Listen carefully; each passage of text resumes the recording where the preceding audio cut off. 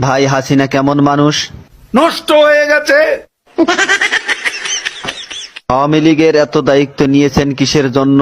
বঙ্গবন্ধুর কন্যাকে হত্যা করার জন্য।